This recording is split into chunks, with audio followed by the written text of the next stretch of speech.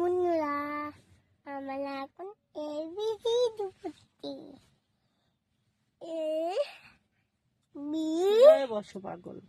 C D E F D H I J K L M N O P Q R S T U V W X Y Z.